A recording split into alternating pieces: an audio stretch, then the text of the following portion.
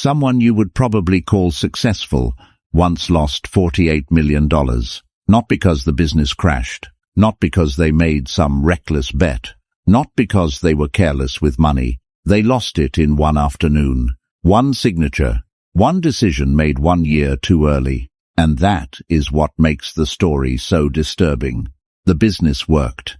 They worked. The numbers were real. But they got the order wrong. It wasn't really a money mistake. It was a sequence mistake. They did the right things in the wrong order, and that one detail can completely change where your life ends up. You've probably been taught the opposite. Pick a path, build something, buy assets, climb the ladder, stay consistent, keep going. It sounds like solid advice, but sometimes that advice becomes a trap, because when the path doesn't work, you start blaming yourself. Maybe you weren't disciplined enough. Maybe you didn't work hard enough. Maybe you weren't talented enough. Maybe you just got unlucky. But what if the problem wasn't you? What if the structure was wrong? The people who become wealthy aren't always the people who choose the perfect path. They're the people who understand sequence. They know what has to happen first, what comes next, and what should never be rushed. There are 3 stages, and they have to happen in the right order. 500 years ago, Machiavelli was looking at the same pattern, not in personal finance, in power, in states, in empires. He understood that strength doesn't just come from having resources. It comes from knowing what to build first, what to control next, and when to expand. Money works in much the same way. So today, I'm going to take you through all 3 stages. And more importantly, I'm going to show you which one you might actually be in right now. Because the first stage will probably feel very familiar. There's a good chance you're already living inside it. The second is where real wealth begins to take shape. The third is the stage almost everyone wants immediately. Very few people reach it. And the reason is strange. It has less to do with money than it does with judgment. Before we start, do one small thing. Type one word in the comments. Sequence. Not for me. Think of it as a private reminder to yourself that this time you respect the order. Now let's begin where your life probably already is. Stage 1. The stage you've probably been taught to look down on. You've heard it described in 100 different ways. Trading time for money. Being an employee. Taking the safe route. Settling. While the brave people supposedly quit their jobs, start companies, and build empires. Online. Stage 1 is constantly presented as the thing you're supposed to escape. The cage. The beginner level. The place you stay until you finally get serious about money. And that attitude can cost you years, because stage 1 was never really about the paycheck. The paycheck is just the surface. The real value is what you're learning underneath it. Stage 1 is where you decode the system from the inside. And once you understand that, everything changes. Think about it this way. Your salary is the tuition. Your knowledge is the real wealth.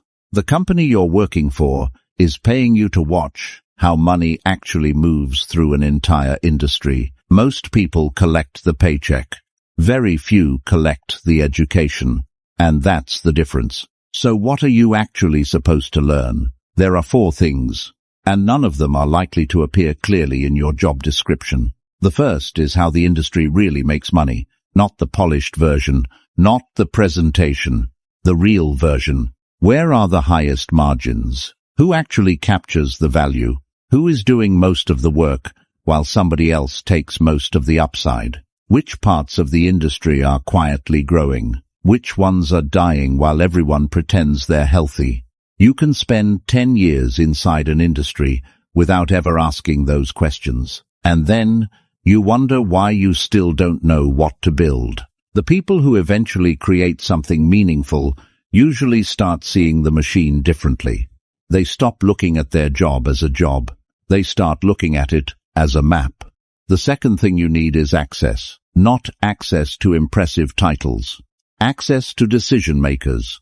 The people who can actually move money, approve deals, open doors, or make one phone call that changes the outcome. Those relationships don't appear when you suddenly decide you're ready to build something. They take years. They're built through small interactions, trust, reliability, being useful, being present when other people are paying attention.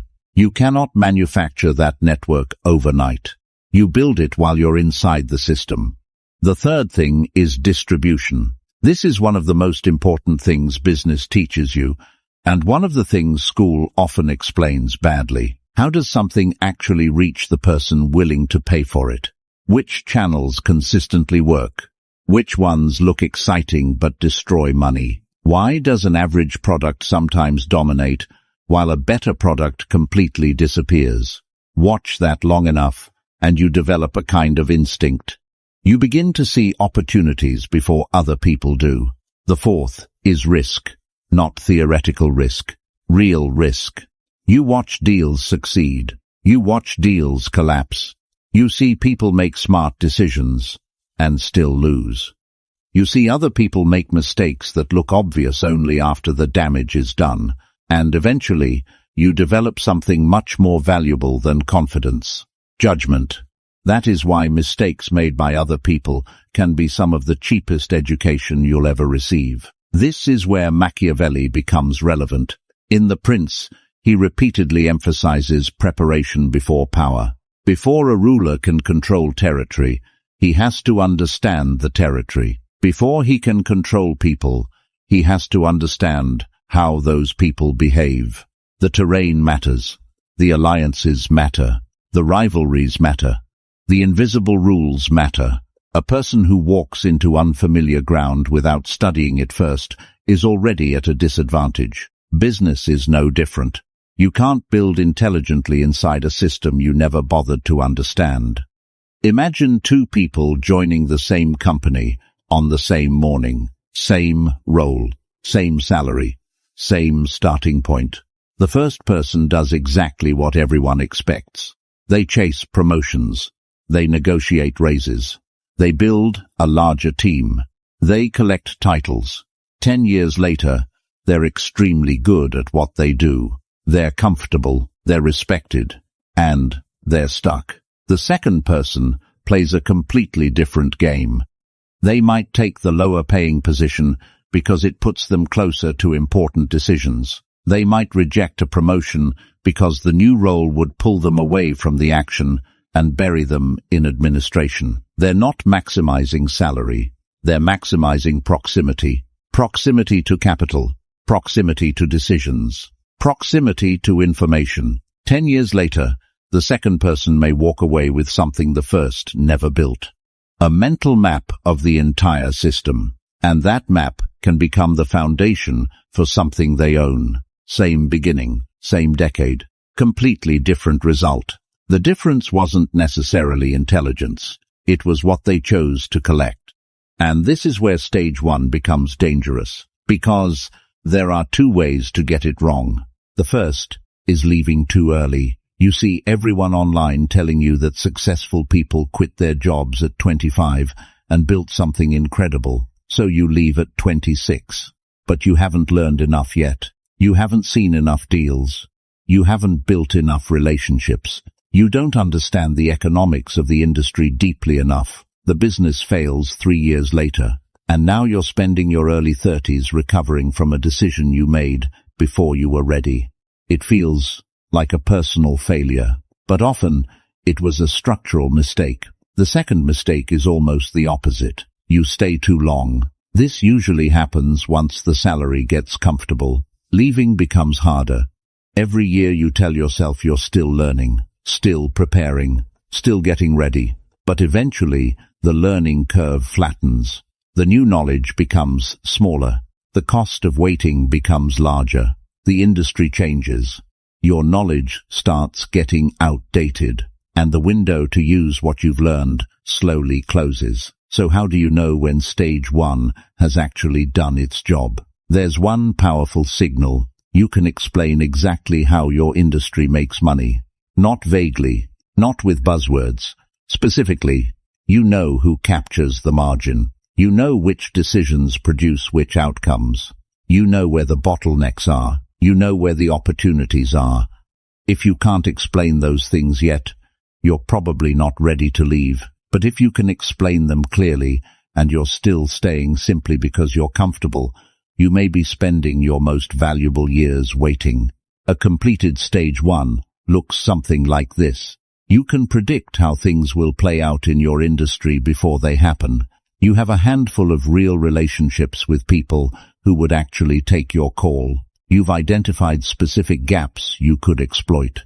And you have enough savings to give yourself room to make the transition without immediate panic. That's when stage 1 starts ending, not when you hit a certain salary, not when you get a certain title. It ends when you can finally see the machine clearly enough to build your own. And most people never reach that point. They confuse comfort with progress. They keep collecting money when they should be collecting knowledge. And by the time they realize the difference, another decade is gone. But seeing the machine isn't the same as owning one. The moment you cross that line is where the real danger begins. Because now you have to convert everything you've learned into something that belongs to you. And that brings us to stage 2, the conversion. This is where everything you learned either becomes ownership or quietly disappears with you. And this is where most people misunderstand wealth. Because knowledge doesn't make you rich. Skill doesn't make you rich. Even a high income doesn't automatically make you rich. There are incredibly talented people who spend their entire lives earning excellent money and still reach the end with surprisingly little wealth. Not because they weren't capable, because they never converted their ability into ownership. And that is the entire purpose of stage 2. You take your time, your skills, your knowledge, your relationships, everything you learned while you were inside the system, and you turn those things into assets. Something that has value beyond the hours you personally spend working. Something that can keep producing. Something that can grow. Something that can eventually be sold, transferred, or simply keep generating value after you're no longer involved every single day. That is the conversion. And this is exactly where the $48 million from the beginning quietly disappeared. Let me show you how. Imagine someone finally leaves their job. They spent years studying the industry. They understand the customers. They know where the margins are. They've built relationships. They've learned what works and, just as importantly, what doesn't. So they start a business. The first few years are brutal. Long days, bad decisions, hiring mistakes, cash flow problems. More stress than anyone watching from the outside could ever understand.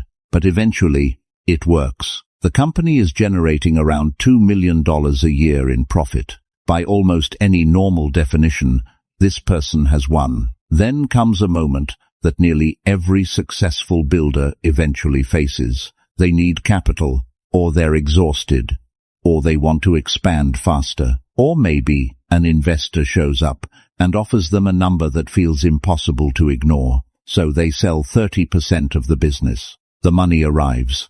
It feels like a huge victory. They can finally breathe. They tell themselves they made the smart move. But there's a problem. That 30% wasn't just money sitting inside a bank account. It was a piece of an asset. An asset that could potentially become dramatically more valuable over time. Suppose that business keeps growing. Suppose the profits rise. The systems improve. The customer base expands. The company becomes more valuable. A few years later, that 30% stake could be worth tens of millions more than what the founder originally received. In this example, roughly $48 million disappeared from their future. Not because they lost it, because they sold the thing that could have created it. That's the dark side of stage 2. The most expensive decisions often don't look like losses when you make them. They look like wins. They look like relief. They look like security. And that's what makes them dangerous. Almost everything inside you will tell you to take the safe money today. But sometimes, the safe money today is the most expensive choice you could possibly make. This is the mindset shift stage 2 requires. In stage 1, you were paid for your time. In stage 2, you have to get paid for your ownership. That's a completely different game. An employee asks, "How much will I earn?" An owner eventually has to ask, "What will this thing be worth if it keeps working without me?" That's the question that changes the trajectory, because someone can build a company and still think like an employee. They can own the business legally while still behaving as if their only job is to generate income this month. And that's how people accidentally build very expensive jobs. They work more, they hire a few people, they earn more, they take on more clients. Revenue rises, but everything still depends on them. They're not building an asset. They're simply increasing the amount of money they can extract from their own effort. That distinction matters enormously, and it connects to another dangerous idea that gets repeated constantly. Follow your passion. Do what you love. The money will eventually follow. It sounds great, but passion is not the engine of stage 2. Structure is. The real question isn't simply, do I love this? The real question is, can this become something I own? You can spend 20 years doing work you genuinely love and still build almost no transferable wealth. You can be passionate. You can be disciplined. You can be excellent. And if the structure of what you're building requires your presence forever, your ceiling is already built into the design. That's why the structure matters so much. Machiavelli understood this at a much larger scale. In the Discourses, he contrasts different models of political organization and shows how the structure of a state influences what it can become. Some systems are designed primarily for stability, others are designed to expand. Some can absorb change, others become fragile when the environment shifts. And the deeper lesson has nothing to do with ancient politics. It applies to what you're building. The design you choose at the beginning creates constraints on what becomes possible later. Build for comfort, and you may get comfort. Build for ownership, scalability, and independence, and you create something that can potentially compound for years. Think about two entrepreneurs. Both start similar businesses. Both make roughly the same amount of money. Both work extremely hard. But they make one different structural choice. The first person builds everything around themselves. Every important customer needs them. Every major decision comes through them. Their knowledge lives in their head. Their process exists in their habits. If they stop working for a month, everything starts slowing down. From the outside, they look successful. The business makes good money. They're respected. They're busy. But the business isn't really an asset. It's a demanding job with a company name attached to it. Now look at the second person. They deliberately build systems. Processes are documented. Employees are trained. Customers can be served without the founder personally handling everything. The company's knowledge isn't trapped inside one person's head. Products become repeatable. Operations become measurable. The business can continue functioning when the owner steps away. At first, this second person often looks worse. They're slower. They spend money on systems before those systems seem necessary. They spend time training people instead of doing everything themselves. They sacrifice some short-term efficiency for long-term independence. But that's the point. They're not optimizing for this year's income. They're building something that can survive beyond this year's effort. 5 years in, the difference may still be subtle. 10 years in, it can become enormous. One person owns their work. The other owns an asset. And the traps inside stage 2 are just as dangerous as the ones in stage 1. There are two major ones. The first is converting too little. You become an operator forever. You keep selling your hours, just at a higher price. Maybe you're a consultant charging $500 an hour. Maybe you're a specialist, earning a 6-figure salary. Maybe you're running a business that depends completely on you. You can make a huge amount of money that way. But income is not the same thing as wealth, because eventually the same question returns. What happens when you stop? If everything disappears the moment you stop showing up, then you haven't finished stage 2. You've simply become better paid. Think about a highly skilled specialist who works for 20 years at an extraordinary hourly rate. They may earn millions. But if the income vanishes the moment they stop working, what did they actually own? A successful career? Yes. A fortune? Not necessarily. They rented out their time at a very high price. The second trap is worse. You finally build an asset and then convert it on terrible terms. This is the $48 million mistake. You create something valuable, then fear appears, or exhaustion, or ego, or someone offers you what looks like a life-changing amount of money, and you sell too much, too soon. You give away the part that could have compounded. You keep the part that feels safe. That's the psychological trap. The number in front of you is real. The future value is uncertain. Humans naturally prefer certainty. So, you take the guaranteed money, and you quietly surrender the upside. There's nothing irrational about wanting security. The problem is confusing security with value. They're not always the same thing. So, how do you know whether you're actually handling stage 2 correctly? Ask yourself one uncomfortable question. If you stopped working completely for 1 year, what would happen to your income? Be honest. Would it keep coming? Would the business continue operating? Would customers still be served? Would the systems still function? Would the assets still create value? Or would everything collapse within a few weeks? If your income disappears almost immediately, then you haven't finished stage 2. You're still selling your effort. And that's okay. But you need to recognize what game you're actually playing. Because you can't solve a problem you refuse to name. A completed stage 2 looks different. You own something that produces value without requiring your constant presence.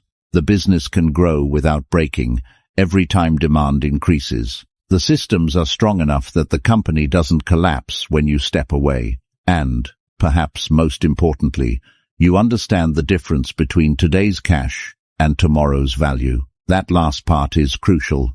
Because wealthy people aren't necessarily the people who maximize the cash they can take out today. They're often the people who understand when not to take the cash.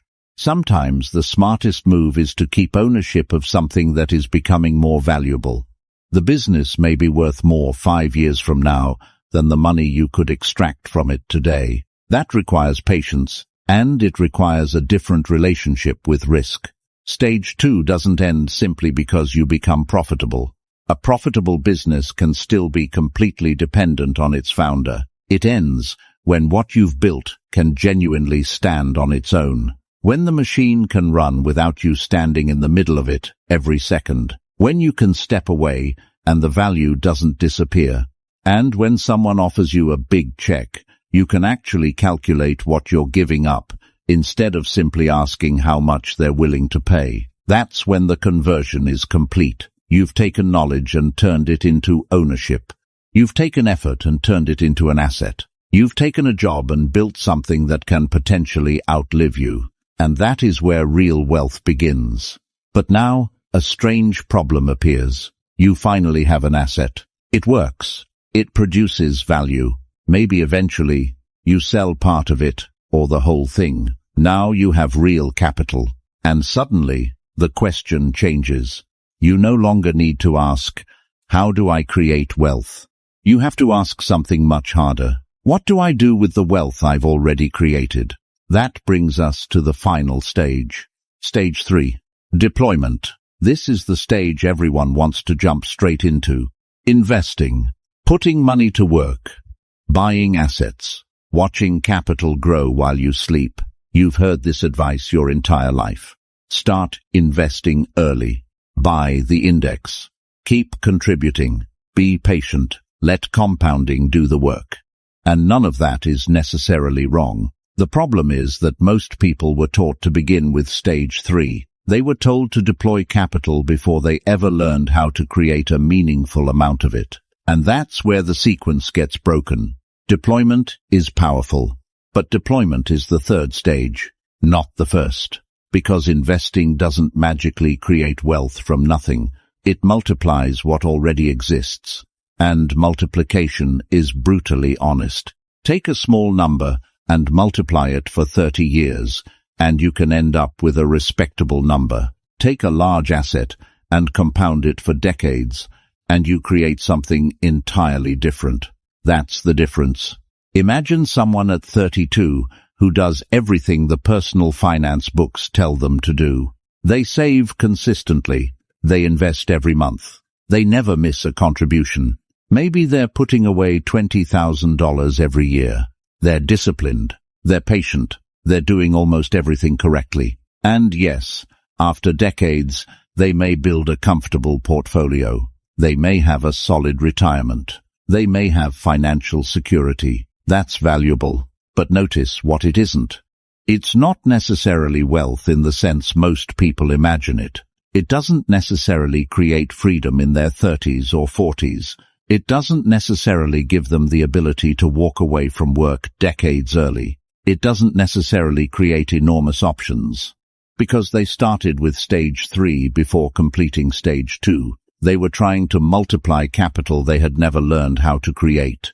That's a completely different game. This is why deployment doesn't create wealth. It multiplies it.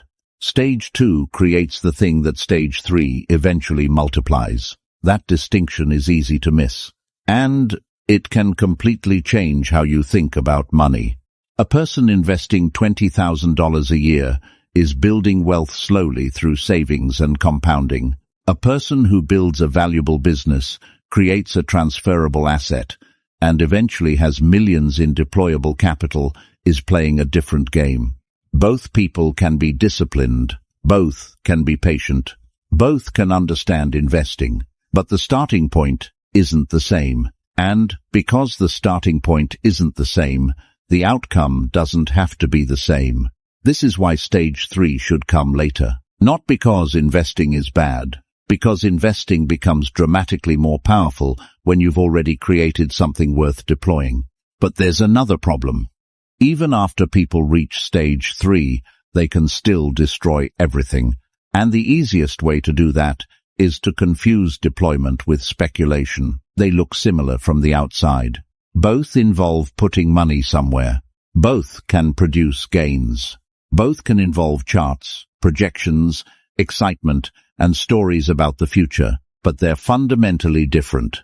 Deployment is putting capital into something because you understand why it should create value. Speculation is putting capital at risk because you hope someone else will eventually pay more. That distinction becomes incredibly important when the money represents decades of your life. Imagine someone spends 20 years building a business. They work through every stage. They learn the industry. They build the asset. They survive the difficult years. Eventually, the business generates significant wealth. They finally reach stage 3, and then they become restless. Maybe they're bored. Maybe they want a bigger return. Maybe they feel invincible after years of success. So they put a large portion of their wealth into a few aggressive bets. 3 exciting opportunities. Huge upside. Everyone around them is talking about them. The stories are convincing. The projections look incredible.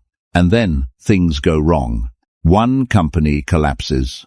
Another investment turns out to be massively overvalued.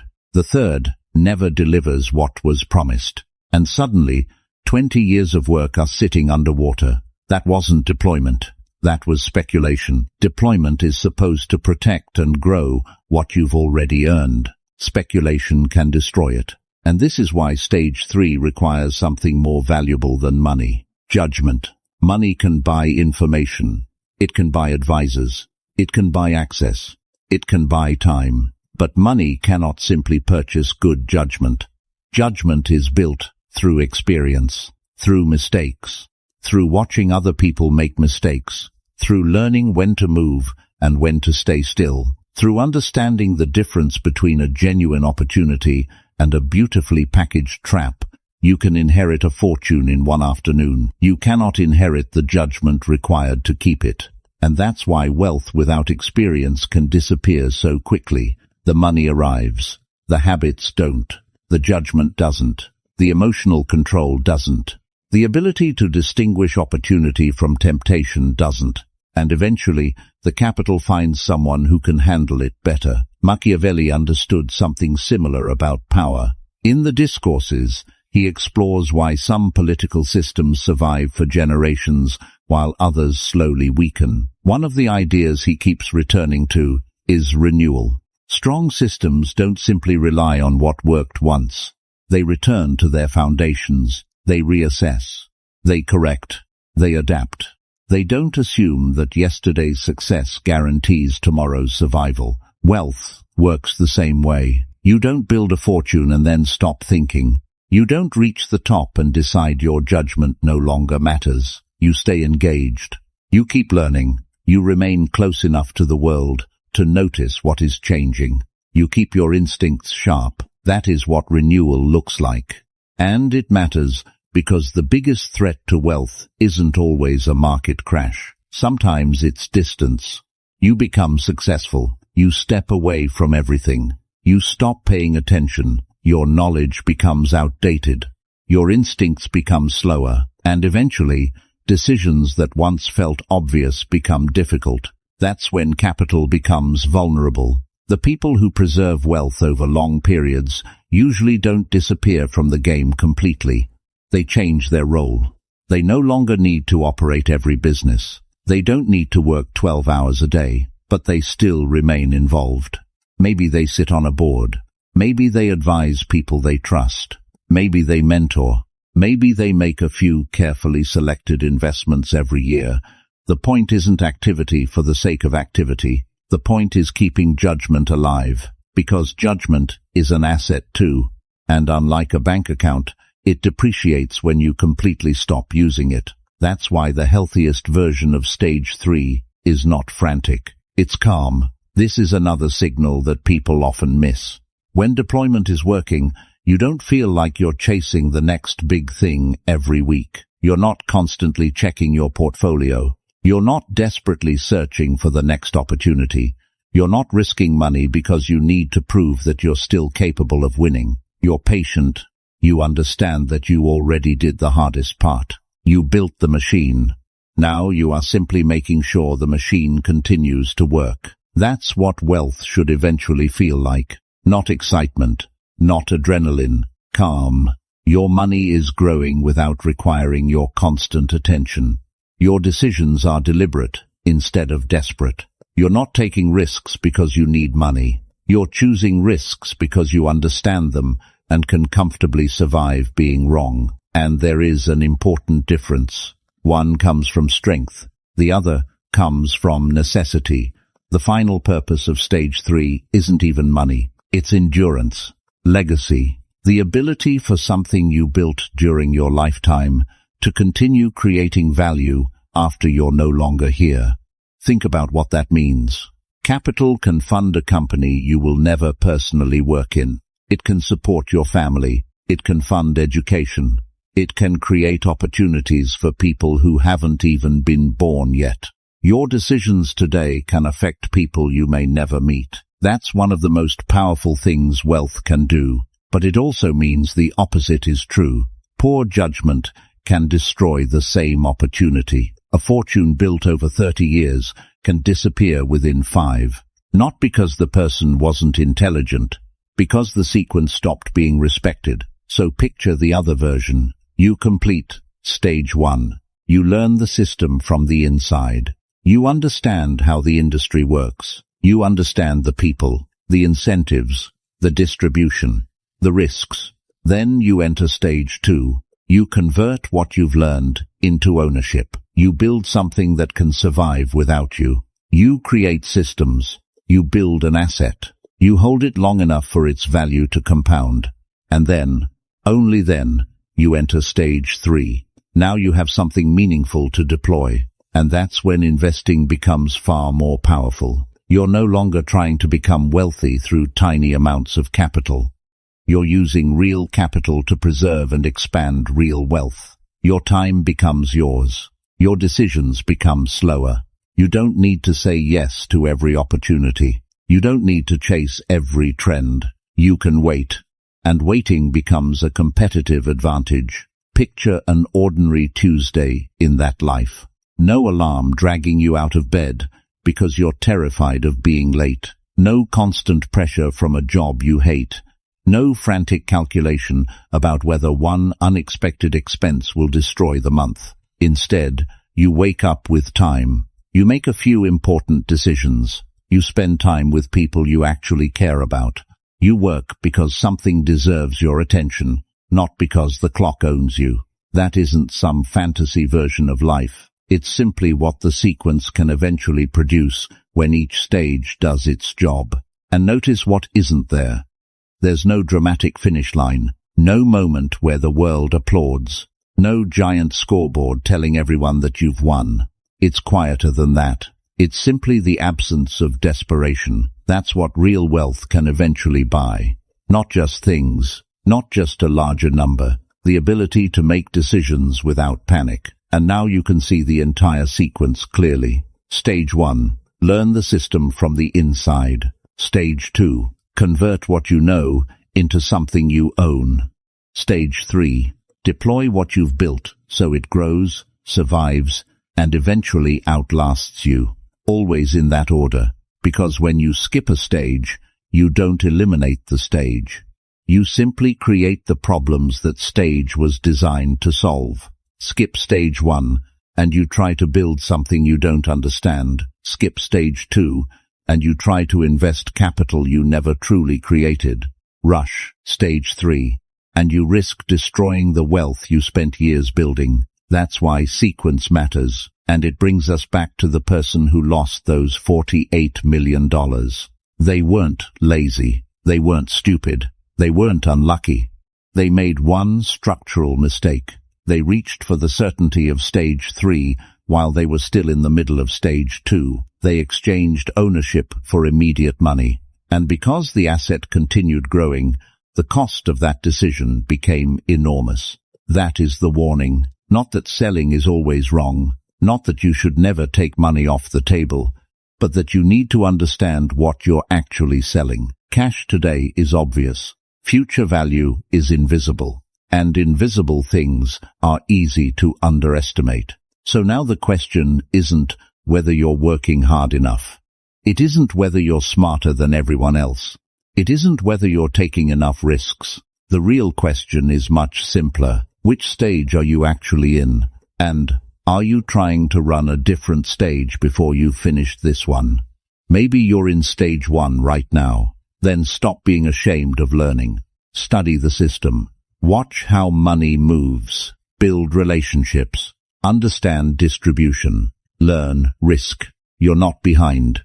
You're collecting the information that can eventually make stage 2 possible. Maybe you're already in stage 2. Then stop confusing income with ownership. Ask yourself whether you've built an asset or just created a more profitable job. Build systems. Create something transferable. Make the business less dependent on you. And be careful when somebody puts a big check in front of you. Don't just ask what you're getting. Ask what you're giving away. Maybe you've reached stage 3. Then your job has changed. You're no longer trying to prove that you can make money. You're trying to make sure the money survives you. Deploy carefully. Avoid confusing excitement with opportunity. Keep your judgment sharp. Stay close enough to reality that you can recognize when the world changes. Because eventually, this isn't about becoming rich anymore. It's about becoming difficult to make poor. That is a very different goal. And perhaps that's the deepest lesson in the entire sequence. Getting wealthy isn't just about doing more. It's about doing the right thing at the right time. Learn first. Build second. Deploy third. That's it. 3 stages. 1 order. And a lifetime of consequences for getting that order wrong. If this shifted the way you see yourself even a little, then don't stop here. Because what you've heard in this video is only the surface. There are deeper layers to psychology, influence, and wealth that simply can't be explored fully in one video. Not because they don't exist, but because most people aren't ready to hear them. That's why most stay average. If you're not one of them, then subscribe. Because every video here is designed to sharpen your mindset, increase your value, and separate you from the crowd. No fluff, no noise, just strategy. Most people will watch this and move on. A few will stay and change. Decide which one you are.